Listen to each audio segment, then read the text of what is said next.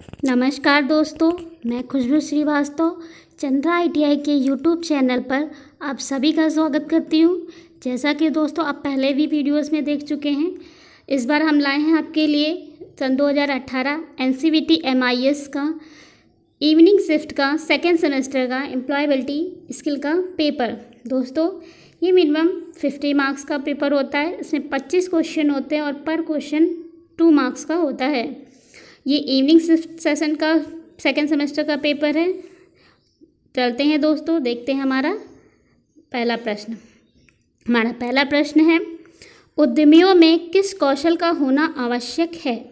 हमारे ऑप्शन हैं तकनीकी कौशल, मानवीय रिश्तों से संबंधित कौशल, सी ऑप्शन है वैचारिक कौशल और डी ऑप्शन है हमारा ये सभी। तो दोस्तों उद्यमियों के लिए हमें सबसे ज़्यादा इम्पोर्टेंट एजुकेशन की ज़रूरत होती है वो है हमारी तकनीक कौशल। बढ़ते हैं हमारे अगले प्रश्न की ओर। हमारा अगला प्रश्न है, किसी संस्था में कार्य के प्रति खुशहाल माहौल का संबंध निम्न में से किसका है? हमारे ऑप्शन हैं कार्य से संतुष्टि, सेकंड ऑप्शन है किसी एक ही कार्य पर ऊर्जा का व्यय, थर्ड ऑप्शन है आत्म केंद्रित होना और कोई भी परिणाम ना देना, डी ऑप्शन है लोगों की उपेक्षा। तो दोस्तों यहाँ पे हमारा राइट आंसर होगा ए, कार्य से संतुष्टि। तो जब कार्य से सेटिस्फाई होते हैं तभी एक खुशहाल माहौल का निर्माण होता है। बढ़ते हैं हमारे अगले प्रश्न की ओर। हमारा अगला प्रश्न है, दीर्घा अवधि में प्राप्त किए जाने वाला व्यक्तिगत लक्ष्य है, जिसमें हमारे ऑप्शन हैं मैं ईश्वर बनना चाहता हूँ, सेकंड ऑप्शन है मैं पूरे विश्व का स्वामी बनना चाहता हूँ, थर्ड ऑप्शन है हमारा मैं अगले 6 महीने में एक सफल उद्यमी बनना चाहता हूँ, डी ऑप्शन है उपरोक्त में से कोई नहीं। तो दोस्तों यहाँ पर एक लक्ष्य की, एक मोटिव की बात की जा रही है, तो इसके लिए हमारा राइट आंसर है सी, मैं अगले 6 महीने में एक सफल उद्यमी बनना चाहता हूँ। इस सेंटेंस से, इस वाक्य से किसी भी व्यक्ति के एक लक्ष्य का पता चलता है। बढ़ते हैं दोस्तों हमारे अगले प्रश्न की ओर। हमारा अगला प्रश्न है, निम्न में से सफलता से संबंधित यानी सक्सेस से संबंधित आदर्श युग्म है, जिसमें हमारे ऑप्शन हैं प्रेरणा, आध्यात्मिक शक्ति, बी ऑप्शन है समर्पण, लक्ष्य प्राप्ति, सी ऑप्शन है संतुष्टि, प्रबंधन, डी ऑप्शन है ये सभी। तो दोस्तों जब सफलता की बात की जा रही है तो उसके लिए हमारा राइट आंसर है बी, समर्पण, लक्ष्य प्राप्ति। जब हम किसी कार्य के प्रति पूरी तरह से समर्पित होते हैं तो हमें लक्ष्य की प्राप्ति होती है। बढ़ते हैं और देखते हैं हमारा अगला प्रश्न, जीवन में उद्यमिता के लिए सही व्यवहार के विकास में आवश्यक तत्व निम्न में से कौन सा है? जिसमें ऑप्शन है हमारे विकास केंद्रित दृष्टिकोण, बी ऑप्शन है आत्मविश्वास, सी ऑप्शन है ए और बी दोनों, डी ऑप्शन है इनमें से कोई नहीं। तो दोस्तों यहाँ पर हमारा राइट आंसर होगा सी, ए और बी दोनों, यानी उद्यमिता के सही व्यवहार के विकास के लिए हमारे जो आवश्यक तत्व हैं उसमें विकास केंद्रित दृष्टिकोण भी होना चाहिए और हमें आत्मविश्वास भी होना चाहिए। तो दोस्तों चलते हैं हमारे अगले प्रश्न की ओर। हमारा अगला प्रश्न है, स्वरोजगार प्राप्ति की दिशा में प्रोत्साहन के लिए सरकार कैसे प्रयास कर रही है? जिसमें फर्स्ट ऑप्शन है हमारा यांत्रिक प्रशिक्षण देकर, सेकंड ऑप्शन है आर्थिक सहायता देकर, थर्ड ऑप्शन है प्रेरणा देकर और फोर्थ ऑप्शन है हमारा इन सभी के द्वारा। तो दोस्तों जो हमारी सरकार है वो इन सभी के द्वारा हमें आर्थिक सहायता देकर के हमें प्रोत्साहन के लिए कार्य कर रही है। अगले प्रश्न की ओर बढ़ते हैं दोस्तों। हमारा अगला प्रश्न है, निम्न में से कौन स्वाट से संबंधित है? तो दोस्तों यहाँ पे स्वाट का फुल फॉर्म होता है स्ट्रेंथ, वीकनेस, अपॉर्चुनिटीज, थ्रेट। तो दोस्तों यहाँ पे जो हमारा राइट आंसर है वो है हमारा ए, यानी शक्ति, स्ट्रेंथ। बढ़ते हैं दोस्तों हमारे अगले प्रश्न की ओर। हमारा अगला प्रश्न है, उस युग्म के बारे में बताइए जिसका अर्थ पारिस्थितिकी तंत्र से जुड़ा हुआ है, जिसमें हमारे ऑप्शन है जीवों और उनके आसपास के वातावरण का पारिस्थितिकी तंत्र से संबंध। सेकेंड ऑप्शन है हमारा यह तंत्र एक संगठित तंत्र है। सी ऑप्शन है हमारा ए और बी दोनों। फोर्थ डी ऑप्शन है हमारा इनमें से कोई नहीं। तो दोस्तों इसमें हमारा राइट आंसर है सी। जो हमारा पारिस्थितिकी तंत्र यानी इकोसिस्टम होता है वो हमारे जीवों और उनके आसपास के वातावरण की पारिस्थितिकी तंत्र से संबंधित होता है और ये एक संगठित तंत्र भी होता है। तो बढ़ते हैं दोस्तों हमारे अगले प्रश्न की ओर। हमारा अगला प्रश्न है व्यापारिक सुरक्षा और स्वास्थ्य से संबंधित लक्ष्यों को बताइए। इसमें हमारे ऑप्शंस हैं कर्मचारियों की शारीरिक, मानसिक और सामाजिक हैसियत का विकास करना। बी ऑप्शन है हमारा विभिन्न प्रतिकूल प्रभावों और खतरों से सुरक्षा। सी ऑप्शन है कार्य करने की अनुकूल परिस्थितियाँ। डी ऑप्शन है उपरोक्त सभी, जिसमें हमारा राइट आंसर होगा उपरोक्त सभी। व्यापारिक सुरक्षा और स्वास्थ्य संबंधित लक्ष्य को प्राप्त करने के लिए इन सभी चीज़ों की हमें आवश्यकता होती है। पढ़ते हैं दोस्तों हमारे अगले प्रश्न की ओर। हमारा अगला प्रश्न है कोई भी कार्य निम्न में से किससे संबंधित है। तो जिसमें हमारे ऑप्शन है दोस्तों आदर्श स्थितियों के निर्माण से, पारस्परिक संबंधों पर। सी ऑप्शन है ए और बी दोनों। डी ऑप्शन है इनमें से कोई नहीं। तो दोस्तों जो कार्य होता है वो आदर्श स्थितियों के निर्माण से और पारस्परिक संबंध दोनों से संबंधित होता है, इसलिए इससे हमारा राइट आंसर है सी, ए और बी दोनों। तो दोस्तों बढ़ते हैं हमारे अगले प्रश्न की ओर। हमारा प्रश्न संख्या 11 वेतन एवं भत्ता अधिनियम 1936 में कटौती से संबंधित निम्न में से कौन सा प्रावधान किया गया है। इसमें फर्स्ट ऑप्शन है स्वैच्छिक कटौती यानी अपनी स्वेच्छा से दे देने वाला कटौती। सेकेंड ऑप्शन है अनुपस्थिति की कटौती यानी अब्सेंट की कटौती। सी ऑप्शन है आयकर की कटौती यानी इनकम की कटौती और डी ऑप्शन है ये सभी। तो दोस्तों वेतन और भत्ता अधिनियम 1936 के तहत इन सभी में कटौती की जाती है, तो इसका राइट आंसर से हमारा ये सभी। तो बढ़ते हैं दोस्तों, देखते हैं हमारा अगला प्रश्न। हमारी अगली प्रश्न संख्या है 12 किस प्रकार कोई उत्पाद अपनी गुणवत्ता और घटकों का प्रदर्शन खुद से कर सकता है। इसमें ऑप्शन है हमारे फाइनेंस के द्वारा, यूनिफॉर्मिटी के द्वारा, ए और बी दोनों, इनमें से कोई नहीं। तो दोस्तों हम कोई भी उत्पाद और उसकी गुणवत्ता के घटकों का प्रदर्शन फाइनेंस के द्वारा और यूनिफॉर्मिटी के द्वारा दोनों के द्वारा कर सकते हैं। तो हमारा राइट आंसर है ए और बी दोनों। बढ़ते हैं हमारे अगले प्रश्न की ओर। हमारा अगला प्रश्न है किसी प्रक्रिया का अंतिम प्रतिपादन कहलाता है। दोस्तों जब कोई रिएक्शन होती है तो उस रिएक्शन में जो अंतिम उत्पादन होता है, प्रतिपादन होता है, वो हमारा किस चीज़ का होता है। ऑप्शन है हमारा उत्पाद, सेकेंड ऑप्शन है टूल, थर्ड ऑप्शन है ए और बी दोनों, फोर्थ ऑप्शन है इनमें से कोई नहीं। तो दोस्तों हमारी किसी भी रिएक्शन में बनने वाला अंतिम जो है प्रतिपादन वो उत्पाद होता है यानी प्रोडक्ट। बढ़ते हैं दोस्तों हमारे अगले प्रश्न की ओर।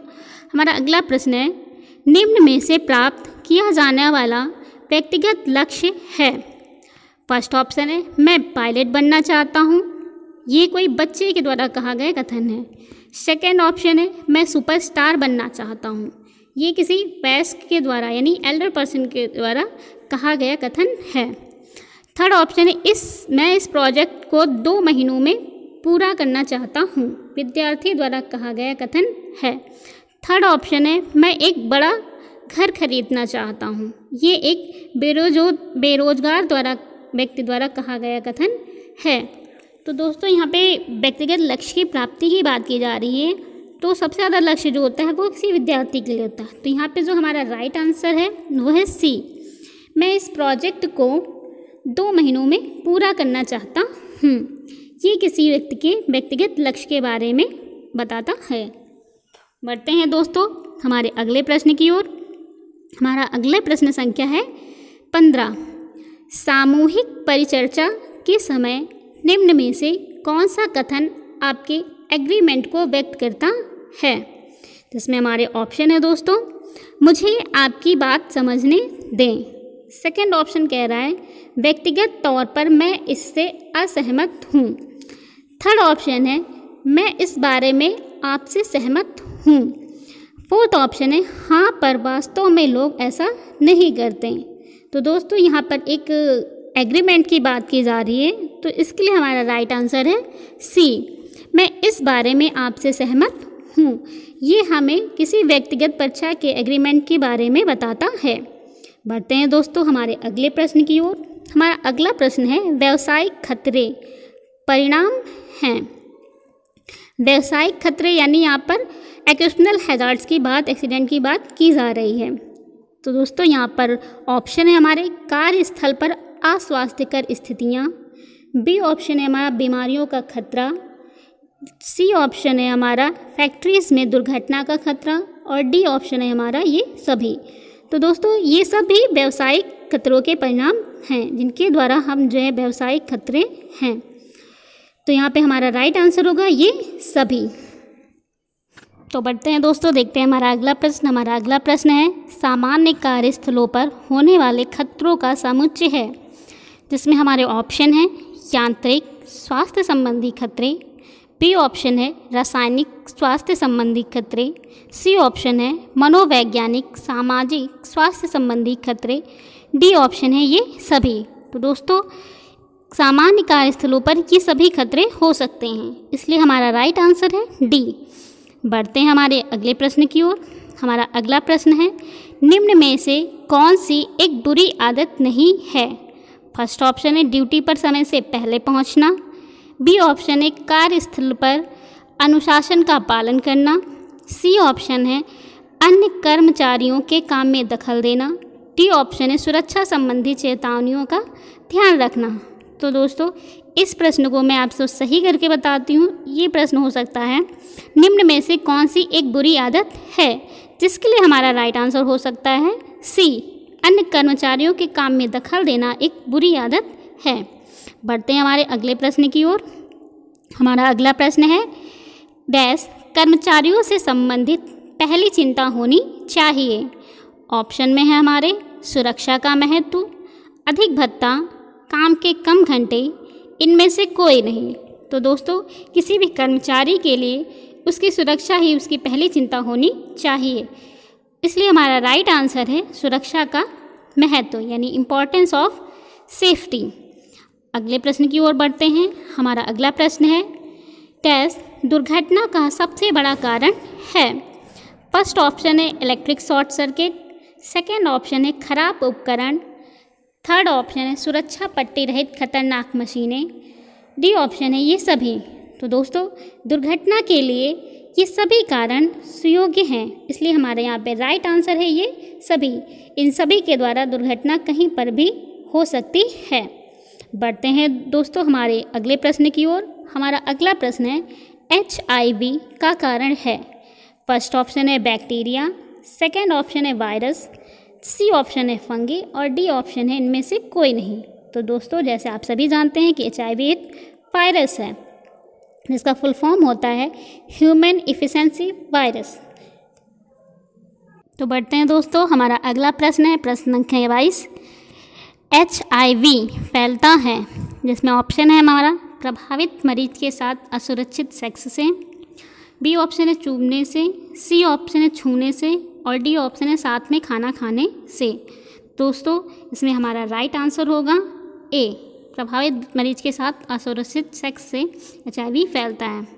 बढ़ते हैं हमारे अगले प्रश्न की ओर।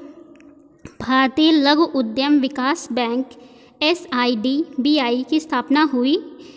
फर्स्ट ऑप्शन है 2 अप्रैल 2010, सेकेंड ऑप्शन है 20 अप्रैल 2001, थर्ड ऑप्शन है 2 अप्रैल 1990, फोर्थ ऑप्शन है 1 जनवरी 1991। तो दोस्तों जैसा आप सभी देख रहे हैं कि यहाँ पर हमारा राइट आंसर सी होगा, जो इसमें पहले से ही मेंशन है। बढ़ते हैं दोस्तों हमारे अगले प्रश्न की ओर। हमारा अगला प्रश्न है निम्न में से क्या स्वरोजगार प्राप्त व्यक्ति की विशेषता नहीं है? स्वरोजगार प्राप्त व्यक्ति होता है। फर्स्ट ऑप्शन है अपने व्यवसाय का मालिक, आत्मनिर्भर, अपने निर्णय स्वयं लेने में सक्षम। डी ऑप्शन है आय की कोई गारंटी नहीं। तो दोस्तों यहाँ पर हमारा जो आंसर होगा वो होगा डी, आय की कोई गारंटी नहीं। तो दोस्तों कोई भी पर्सन हो, अगर वो कोई रोजगार कर रहा है तो इसकी कुछ ना कुछ आय अवश्य होती है। इसीलिए यहाँ पर हमारा ऑप्शन डी यहाँ पर आंसर के रूप में मान्य है कि आय की कोई गारंटी नहीं, जबकि कोई भी रोजगार हो वहाँ पर कुछ ना कुछ गारंटी जरूर होती है। बढ़ते हैं हमारे अगले प्रश्न की ओर। हमारा अगला प्रश्न है, निम्नलिखित में से कौन सी विशेषता छोटे उद्योगों से संबंधित नहीं है। फर्स्ट ऑप्शन है हमारा, अधिकतर छोटे औद्योगिक संगठनों में 10 से कम कर्मचारी होते हैं। बी ऑप्शन है, ये इकाइयाँ अधिकांशतः एक व्यक्ति द्वारा शासित होती हैं। सी ऑप्शन है, इन इकाइयों में कार्यरत कर्मचारी संगठित होते हैं। डी ऑप्शन है, इन छोटे औद्योगिक संगठनों की विकास दर बड़े संगठनों की विकास दर की तुलना में अधिक होती है। तो दोस्तों यहाँ पर हमारा राइट आंसर है वो है सी, इन इकाइयों में कार्यरत कर्मचारी संगठित होते हैं, तभी छोटे उद्योग जो है बड़े स्तर पे काम कर पाते हैं। तो दोस्तों फिलहाल इस वीडियो में इतना ही। अगर हमारा वीडियो पसंद आया हो तो उसे लाइक और शेयर करें, और अगले आने वाले वीडियोस के लिए हमारे चैनल्स को सब्सक्राइब करें, और अपने कमेंट बॉक्स पर हमें अपने कमेंट्स लिखना ना भूलें। धन्यवाद।